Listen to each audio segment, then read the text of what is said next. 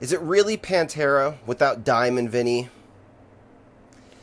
Pantera said they're going to be coming back for a 2022 reunion tour. And to me, when I heard this news, I was like, how are they going to do this? The main member of the band, in my opinion, I'm a guitar player, so to me, the main member of the band is Dimebag. His brother Vinny and him are a team. Neither of them are longer with us, so how are they going to pull off a reunion tour without the two stars of the show? I don't get it. I think that it's like doing a Van Halen reunion show without Eddie and Alex Van Halen. You could throw a vocalist and a bass player in there, but the real heart of the band comes from Dimebag, in my opinion. When you hear Pantera, all those riffs, that heaviness, that shredding, that all came from the mind of Dime. And I get it if you want to do a reunion tour, but let's call it a tribute tour. That's what it really is. It's not really a reunion tour when half of the band is no longer with us. And especially when there's such key members of the band. We're going to still have the original vocalist and bass player, but coming in on guitar, they got Zakk Wylde. And I like Zakk Wylde. I like Black Label Society. I like what he's done with Ozzy and all his other projects over the years. He's an awesome guitar player. He's a really cool dude, too. If you see interviews with Zakk Wylde, he's an awesome guy and ultra respectful to all the gods of metal. You know, Randy Rhoads, he's done a great job stepping in, but the vibe of Randy isn't there when Zakk is playing his versions of the solos for Ozzy. And I don't know. To me, it just doesn't seem right to go out and do a reunion tour, but you're missing the key member of the band, Dimebag Darrell. If Van Halen were to come back and do a reunion tour without Eddie Van Halen, I would say the same thing. I think it's ridiculous, and to do some type of tribute would be really cool, to have different guitar players come in and different people playing parts in different songs. I think that would be a super cool way, so you'd have tons of different guitarists coming and showing respect. I understand you wouldn't be able to do a tour like that because you can't bring 10 of the biggest guitarists in the world out on tour for a year and tie up all these bands and keep all these other bands, you know, stop them from touring, but I think there's got to be a better way to do it. What do you guys think? Do you guys agree with me? Do you think that this is kind of silly? Would you go see Pantera in 2022 without Dimebag and Vinny?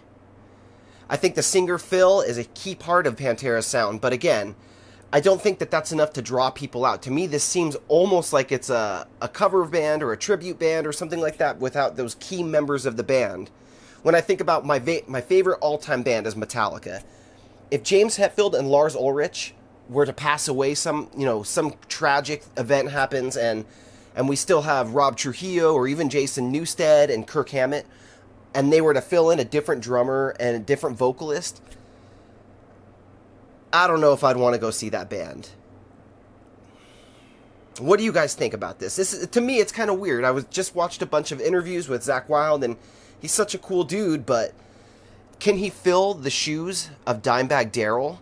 Dimebag Darrell's style is very unique with his, crazy whammy bar and bends and all these cool techniques, and Zakk is right there with a lot of different techniques, but I don't think he's going to do what we want to see when we go see Pantera. He's a great guitar player, don't get me wrong. I don't want to get everybody pissed off at me here, but I don't agree with this. I don't think this is the way to do it. I think that bands like Pantera, it's been over 20 years since they performed as a band, and they had broken up and gone their separate ways. Damage Plan, and they had other spin-off bands with Dimebag and Vinny, and I disagree with this. I don't think that they should be doing this. When I was growing up, I was a huge fan of Vulgar Display of Power. I think it's one of the greatest albums of all time. But I think what makes it great is those guitar riffs, those guitar solos. And I was watching some videos, they do Dime festivals all the time when they have guitar players and all these different musicians come together and play covers of Pantera songs, but I don't know if Zakk Wylde's the right guy. I recently saw a video of Dave Grohl and Chris Broderick and a couple other great musicians all jamming together to play Walk, I think it was, and Chris Broderick crushed it. Actually, it was Corey Taylor on vocals, and he did a great job, so I'm just torn about this. I don't think that this is the way I would ever want to see Pantera. I'm not going to go to this tour. There's some people who are saying that this is just a money grab for Phil, the vocalist of the band. Rex is right there too with them, and I don't know if they've been very successful in their own endeavors in the last few years, but they also now are bringing in the drummer of Anthrax to fill the shoes of Vinnie Paul. And I've never been a big Anthrax fan myself. I always thought the Big Four should not have had Anthrax in it, and they should have thrown Pantera into the mix,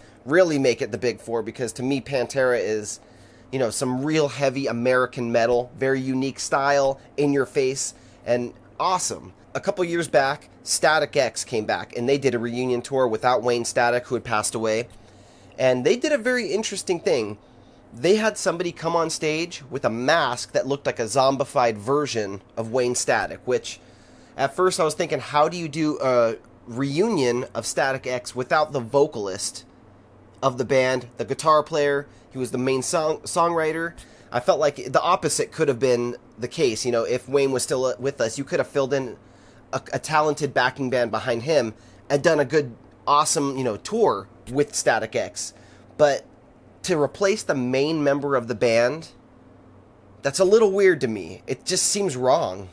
If they were to replace Eddie Van Halen and Alex Van Halen and bring out Michael Anthony and Sammy Hagar with a couple other people to fill in those other spots, I feel like that's the same thing here. Dimebag is one of the legends of the guitar game. He's one of the top guys. He could be part of the Mount Rushmore of metal guitar players, and you know, I no disrespect to Zakk Wylde, because like I said, I really like Zakk Wylde, and I don't feel like there's really almost anybody out there who could fill the shoes of Dimebag. Maybe he's as close as we get, but I also feel like, do we have to go to another famous known guitar player? Dimebag and Zakk were friends, so maybe this is something that if Dime had a say in it and he can come down from the heavens and bless Zakk to do this, maybe he would. But I just feel like there's also so many talented guitar players out there who have studied Dime over the years, who have his mannerisms down and can play his stuff note for note. Why don't they go like the way of Journey and grab a guitar player from the fans and bring him on tour? Let him live the dream of being in Pantera. Zakk, I saw some interviews of him, and he said that he's been studying the music and learning all the songs and getting ready for the tour, but in my opinion, Zakk Wylde is not a master of the Dimebag style, the dive bombing, Floyd Rose, crazy style, and I don't like it. I'm not into this. Let me know your guys' opinions down in the comments below. Have there ever been any other tribute bands that have, or reunion bands that have done this before, where they replaced key members of the band and kept going? I mean, Ozzy replaced Randy Rhoads when Randy Rhoads passed away, obviously with Zakk Wylde, and I don't think he played the parts exactly like Randy Rhoads. I don't necessarily think he needed to, because Randy Rhoads was not the guy everybody was going to see. People at the time were going to listen to Crazy Train and see Ozzy, who was just left Black Sabbath, to do his own thing. So I don't think that necessarily Randy Rhoads was the draw for people going to see Ozzy in the early 80s after Randy had passed away. And I feel like Ozzy was kind of the star then. But with Pantera, Dimebag is the star. Am I wrong about this? Do you guys think that Rex and Phil can fill the shoes of Pantera and keep it going? Do you guys think they're the star? Do you think they're big enough members of the band, even though they're, you know, half the band? Are they big enough to carry Pantera without Vinny and Dimebag?